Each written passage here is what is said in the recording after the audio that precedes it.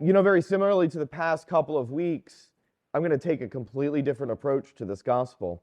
Usually you'll hear the story of Mary and Martha, and you'll hear the priest say, almost without a doubt, this is the contemplative and the active life of the church, right? Martha represents the active ministers, and Mary represents the contemplative prayers, the religious. I think that might be a little true, but I think it also misses a huge dynamic of what's at play here. You see, this is another example of a theophany. A theophany, God being made known, God kind of breaking into reality, God breaking into life. And you have this first theophany today in Genesis, where God appears to Abraham. And I don't know if people necessarily catch this, so let's look at it again. You have, at the very beginning of this passage, it says that the Lord appeared to Abraham. Looking up, Abraham saw three men. Did we catch it that this is a revelation of the Trinity in Genesis? The Lord appeared to Abraham. Abraham sees three men. Now, Abraham looks up to see these three men at the threshold of his tent, which means they're travelers, which means they're starving. In the ancient world, travel is not easy. In the ancient world, travel is not, even as difficult as it is today with flights being canceled and everything, it's still a lot easier, exponentially easier to travel today than it was at the time of this story. And you have these guests arrive at the threshold of Abraham's tent, which means that if they were lucky to not die by a robber's hand, they didn't die of exposure to the elements, they didn't die in some storm, they didn't die of starvation or of thirst. And so Abraham says, permit me to do this. Let me wash your feet. Let me get you just a little bit of food, which is, if you catch it, it's a little Jewish humor here. Let me just prepare you a little food to eat. So what does he do? He runs off and he demands of his wife, get 3 measures of flour, make some rolls. He goes to the herd and he picks out the tender, choice steer, has it slaughtered, prepares the steer, gets some curds, and this is not like I have like a handful of nuts and a bag of chips and a bottle of water here. This is, I'm going to take several hours to slaughter a steer, prepare a feast, sit down, eat. This is the great hospitality of Abraham. This is an Italian mother cooking or pulling out a lasagna. Oh my goodness, you're here. Have a lasagna, a whole thing. Right? This great theophany, to welcome God in is to drop everything. At the arrival of the Blessed Trinity, is to drop everything and give him everything. And so with that context in our mind, we revisit the gospel again. Jesus, traveler in the ancient world, arrives finally in the town of Bethany. And he arrives at a town of Bethany at the household, at the threshold of the door of this house, of Mary, Martha, and unnamed here, but their brother Lazarus. And Martha's busy about many things. She's being like Abraham. She's a Jewish woman. She knows there's a guest that's arrived. What do we have to do? We have to create this great feat of hospitality to welcome him in.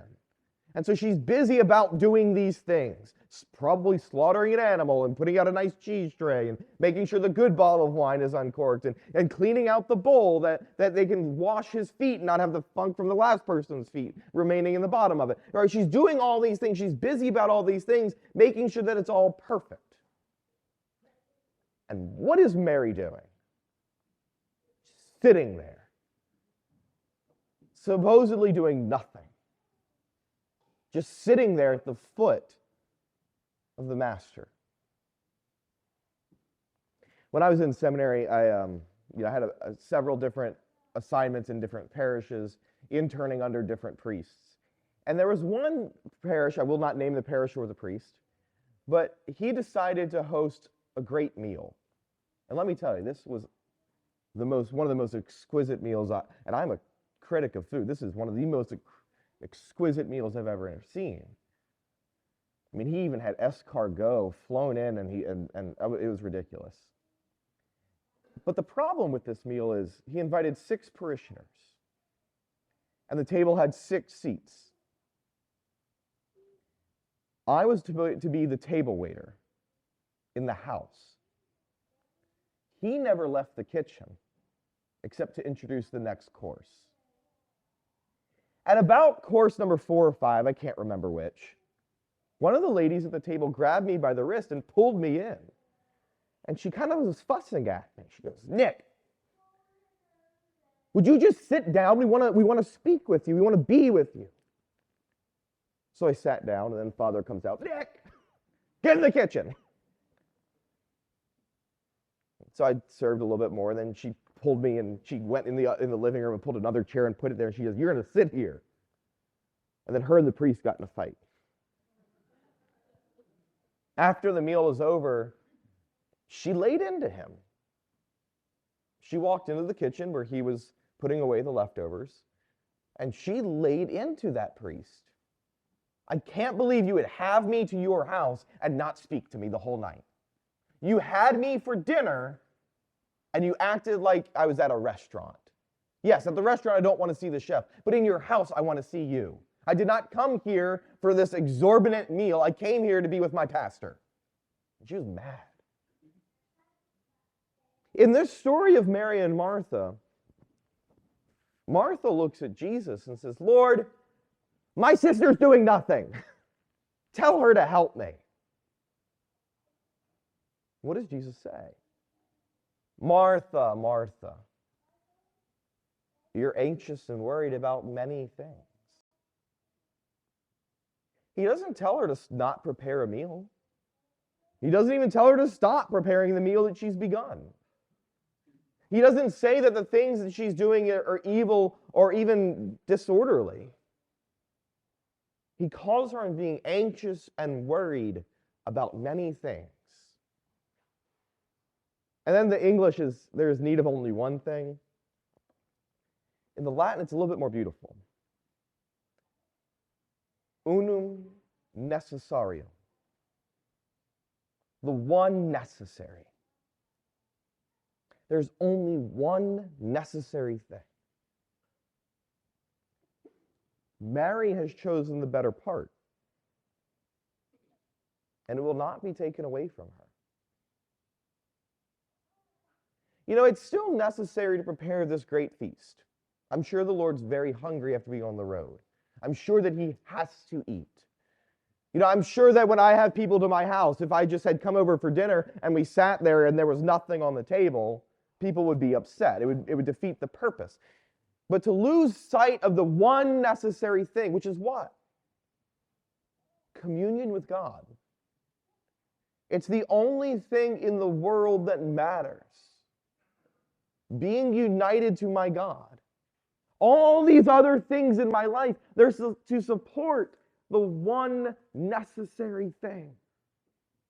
Everything that I do in my life is to support the unum necessarium. Everything has to bring me back to God. All this other stuff, most of it is probably very good. And I would never say get rid of it. But do not lose sight of the one necessary thing. To find perfect union with God. You know, people, as a priest, people come to me all the time, "Father, my faith is weak." People love to confess that. I'm not sure what sin that is. When people confess, "Father, my faith is weak." Well, what did you do wrong? Right? The sin is what led to that. That's just the symptom of it, potentially. It could be something else. But people love to say that. "Father, my faith is weak. My prayer life seems so distracted. I feel like I'm so far from God. I don't even want to pray sometimes." Fix it. Take this pill and call me in the morning. What do you want me to do? But it's often because we lose sight of the one necessary thing. We think that we can kind of fulfill our relationship with God through charitable works. And charitable works are good, and we have to do them. But they're not going to satiate our desire for communion with God. We think that we can somehow, if we're busy about doing things for the church, whether it's hedge clipping or visiting the sick or doing all this stuff, we feel like that's somehow going to perfect our union with God, but we don't speak to him. We've lost sight again of the one necessary thing. Now, I've learned this in my own experience, but I've also learned this reading the spiritual insights of the masters through the centuries, that the one way to maintain a strong life of faith is to pray every day in the morning. And I issue that challenge quite often to people who come to see me. And I hear this all the time. Oh, Father, I'm just not a morning person. You've met the king of not morning people. I despise mornings. Right? I do not want to speak to people before Mass. Right? I don't want to be bothered. I just want to go to bed. But I've learned this, that when my faith is weak, when I feel distant from God, when I feel the desert of my soul, I know what's happened. I've stopped praying. I've felt it. And as a not morning person, I know that I have to pray before I see you. Because my interaction with you will change if I've prayed. It'll change for the better. And I know that if I start my day with prayer, all the little things of anxiousness and worry in the world, they fall into place if I've begun my day communing with God. And prayer can take many different forms, but I mean really just sitting still and being with God and meditating and being enveloped in his presence and in his goodness and in his love, allowing him to captivate my mind. The great spiritual masters all say that if you're not going to pray the first thing in the morning, you have ought to spend your holy hour before the noonday meal. There's so much wisdom in that. And from a lived experience, it's true. Even as a person that prefers evenings, I can't pray in the evening. My mind is worrying about all the things that I did that day. Or I'm just so tired, I just can't do it. I have to do it in the morning, even as a person who hates mornings. And people will say to me, Father, I don't have time. Yes, you do. Absolutely you do. You find time to work out, you find time to watch TV, you find time to scroll on Facebook or whatever you do on your phone. You find time for your little games, you find time to garden, you find time to do all your little hobbies. At the very least, we're all capable of setting our alarm clock an hour earlier and spending that hour with God. Spending that hour building up communion with God. And then set a second alarm when you would normally wake up, and then begin your day. To be honest, those times where I'm most perfectly united to God, and it's never perfect, are those times where I'm in that routine, in that habit of waking up, making a cup of coffee, praying for an hour, and then brushing my teeth. Right? Not touching my phone, not reading a book, not looking at my calendar or trying to figure out what I have to do. An hour. And all I get in that hour is God and coffee. And my whole life changes for the better because of it.